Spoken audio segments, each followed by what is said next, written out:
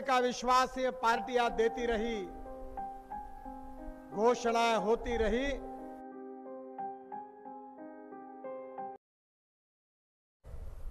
पर आज भी बंगाल गरीबी और भूखमरी और बेरोजगारी से त्रस्त है। बहनों और भाइयों, बंगाल की जनता परिवर्तन चाहती है। बंगाल की जनता ये समझ चुकी है कि हमने कांग्रेस और सीपीएम को भी आजमाया है और तृणमूल कांग्रेस और ममता जी को भी हमने अवसर दिया है। अवसर देने के बाद जो बंगाल की जनता की आशा थी, अपेक्षा थी, आकांक्षा थी, वो पूरी नहीं हो सकी और इसलिए बंगाल की जनता ने यह निर्धार किया है कि इस चुनाव से परिवर्तन होगा। बंगाल में भारतीय जनता पार्टी की जीत होगी और आने वाली सरकार भारतीय जनता पार्टी की बनेगी, यह निश्चित है। आज केंद्र में हमारी सरकार है। हमारी सरकार के द्वारा हमने बंगाल का विकास करने का पूरा प्रयास किया। मुझे याद है कि आपके इसी क्षेत्र के नजदीक मैं शिपिंग और पोर्ट का मंत्री था। मैं हल्दिया बार बार आया करता था। जो ताजपुर की बात हो रही थी, वो ताजपुर में पोर्ट बनाने का निर्णय मैंने किया था। अगर वो पोर्ट बनकर अगर मार्ग खुला हो जाता तो बंगाल के लाखों युवाओं के हाथों को काम मिल सकता था, पर बंगाल की सरकार का सहयोग नहीं मिल पाया। बहनों और भाइयों, मैंने पश्चिम बंगाल में सागरमाला योजना में करीब 33,000 करोड़ रुपए की 42 परियोजना को शुरुआत काम शुरू कर दिया। मुझे खुशी है कि इन सब योजनाओं के द्वारा हल्दिया पोर्ट का बहुत जोरदार विकास हुआ है। हम हल्दिया पोर्ट के द्वारा यहां के स्थानिक युवाओं को रोजगार देना चाहते थे। पोर्ट के आधुनिकीकरण के लिए 21 परियोजनाएं थी, 11,000 करोड़ रुपए की। पोर्ट कनेक्टिविटी के लिए 15 परियोजना थी, 16,000 करोड़ की। और पोर्ट लेड में इंडस्ट्री तैयार करने के लिए 4 योजनाएं थी, 7,000 करोड़ की। ये सब योजनाएं करने के पीछे उद्देश्य यही था कि बंगाल में युवाओं के हाथों को काम मिले। मैं ट्रांसपोर्ट का मंत्री हूं। नंदीग्राम में एक बहुत बड़ा ऑटोमोबाइल उद्योग लाने की बात चल रही थी, पर इस सरकार ने उसको भगा दिया। आज मेरे अधिकार में हमारे देश में ऑटोमोबाइल इंडस्ट्री 4.5 लाख करोड़ की है और करीब आने वाले 5 साल में मैं कोशिश कर रहा हूं कि यह उद्योग 10 लाख करोड़ रुपए का होगा। देश में सबसे ज्यादा रोजगार देने वाला यह उद्योग है। हम इलेक्ट्रिक पर चलने वाली गाड़ियां ला रहे हैं, इलेक्ट्रिक पर चलने वाली स्कूटर और बाइक ला रहे हैं, इलेक्ट्रिक पर चलने वाली बसेस ला रहे हैं, ethanol, methanol, biodiesel, bio CNG, electric और उसके साथ हाइड्रोजन फ्यूल सेल की गाड़ियां ला रहे हैं। बहनों और भाइयों, क्या इस विकास में बंगाल के नौजवानों को अपना विकास करने का अधिकार नहीं है? क्या बंगाल की गरीबी दूर नहीं होनी चाहिए? क्या बंगाल के युवाओं को रोजगार नहीं मिलना चाहिए? क्या बंगाल में अच्छे रोड नहीं बनने चाहिए? क्या बंगाल में अच्छे पोर्ट नहीं बनने चाहिए? क्या बंगाल के गांव, गरीब, मजदूर, किसान का कल्याण नहीं होना चाहिए? पर यह सरकार ही ऐसी है कि विकास कामों के लिए साथ नहीं देती। मैं आपको विश्वास दिलाना चाहता हूं, मैं रोड का मंत्री हूं। आपके यहां इस पूर्वी मेदिनीपुर संसदीय क्षेत्र में रानी चक में 190 करोड़ की लागत से 4 लेन का आरओबी बनने से हल्दिया जाने वाले लोगों को रेलवे क्रॉसिंग में रुकना नहीं पड़ता, काफी राहत मिली है। रानीचक से हल्दिया मल्टी मॉडल टर्मिनल तक करीब 1212 करोड़ रुपए खर्चा करके 4 लेन सड़क का निर्माण हमने किया, उसका डीपीआर बनाया जा रहा है। बहनों और भाइयों, मैं आपको विश्वास देना चाहता हूं कि बंगाल में भारतीय जनता पार्टी का इंजन, बंगाल की सरकार हमें दीजिए, मोदी जी के नेतृत्व में डबल इंजन लग जाएगा। और मैं विश्वास के साथ बताना चाहता हूं कि मेरे ही विभाग की ओर से मैं 1 लाख करोड़ रुपए के रोड, राष्ट्रीय महामार्ग बंगाल में बना के दूंगा।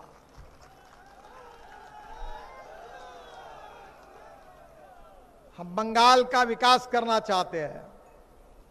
हमने जलमार्ग का विकास किया, ब्रह्मपुत्रा में जलमार्ग बनाया। इतना ही नहीं तो बांग्लादेश में जाकर मुंगली पोर्ट तक मैंने ड्रेजिंग पूरा कर दिया। हल्दिया से वाराणसी तक गंगा में जलमार्ग का निर्माण किया। इससे नए उद्योग और व्यापार क्षेत्र को गतिशीलता मिली है। आपको पता होगा कि रोड से जाने के लिए अगर 10 रुपए खर्चा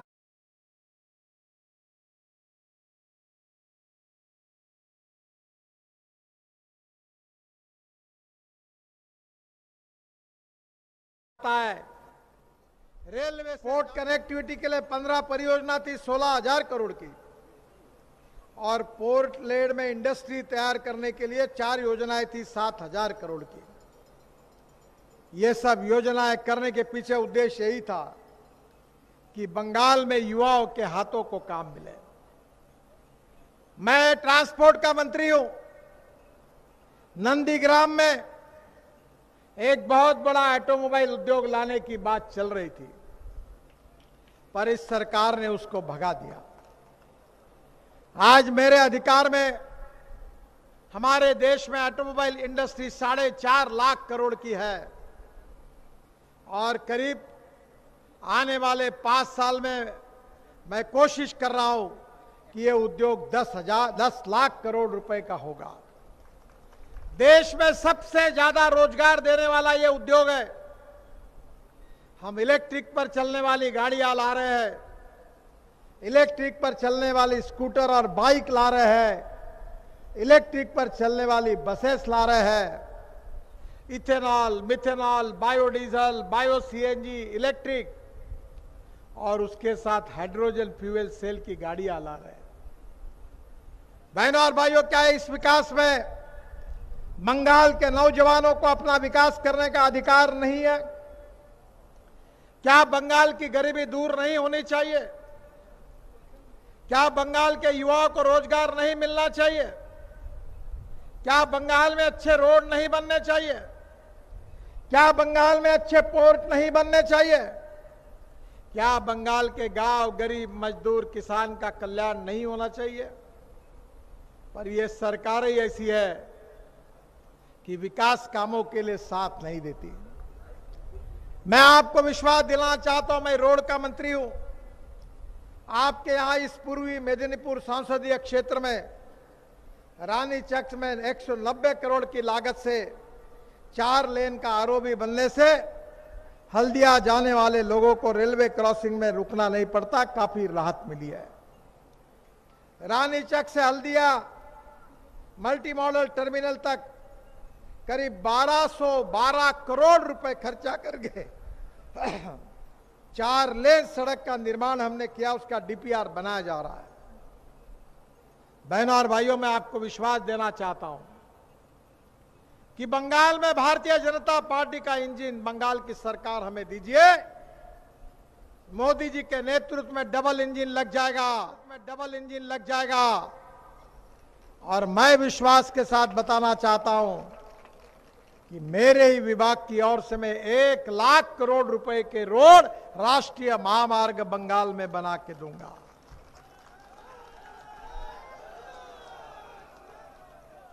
हम बंगाल का विकास करना चाहते हैं। हमने जलमार्ग का विकास किया, ब्रह्मपुत्रा में जलमार्ग बनाया। इतना ही नहीं तो बांग्लादेश में जाकर मुंगली पोर्ट तक मैंने ड्रेजिंग पूरा कर दिया।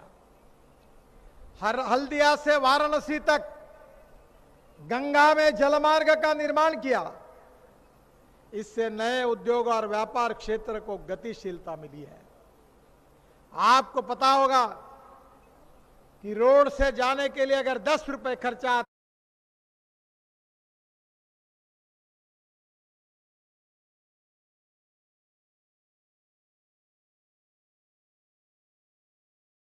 है, रेलवे से जाने के लिए 6 रुपए खर्चा आता है, तो पानी से जाने के लिए केवल 1 रुपए खर्चा आता है।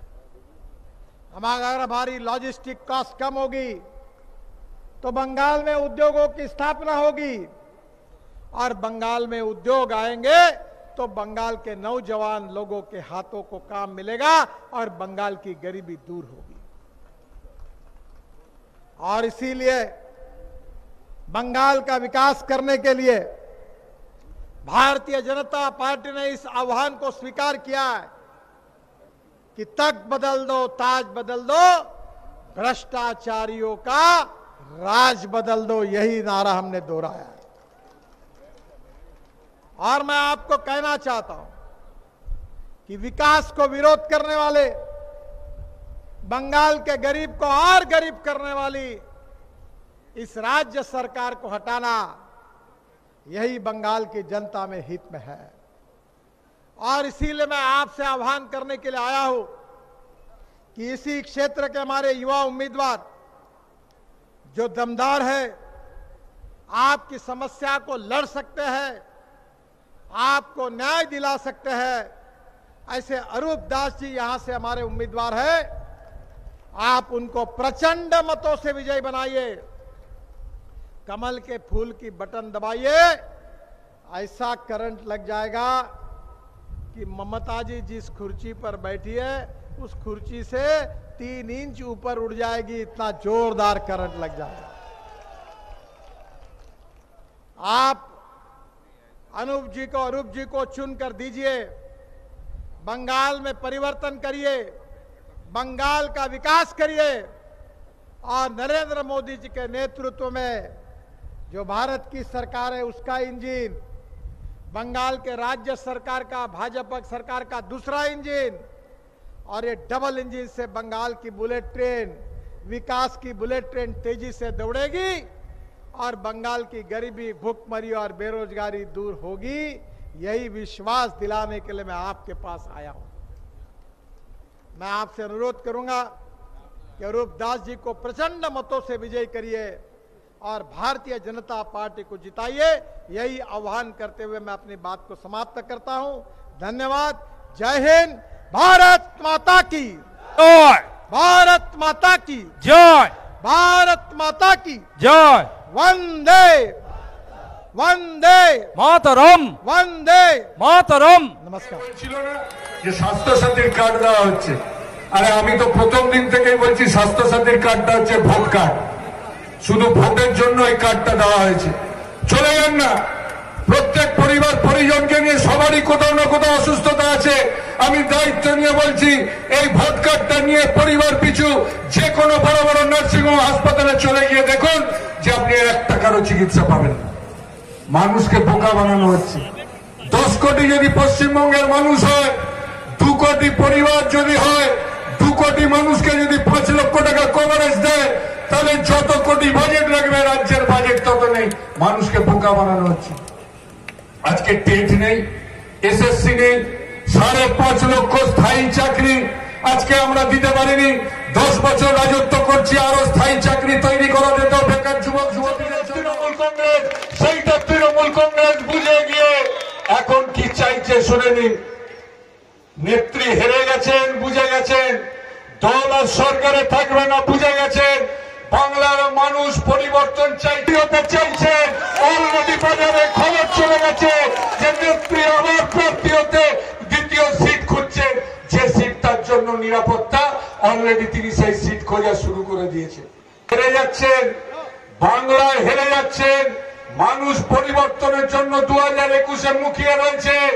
আর এইখানকার এগরার মানুষরাও আজকে প্রতিশ্রুতিবদ্ধ হয়েছেন, প্রতিজ্ঞা করেছেন, শপথ নিয়েছেন এগরা থেকে যুব ভাই অরুণ দাসকে নির্বাচিত করে এগরার মানুষের স্বার্থে বিধানসভায় পাঠাবেন।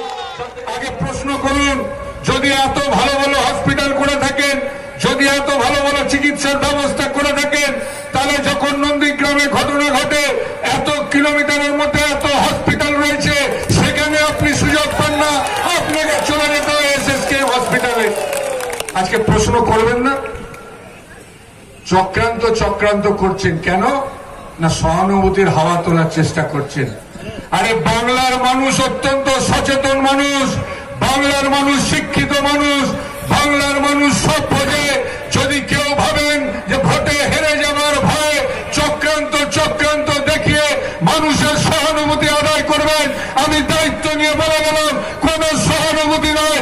আগামী দিনে বাংলার মানুষ আপনাকে যোগ্য জবাব দেওয়ার জন্য তৈরি রয়েছে।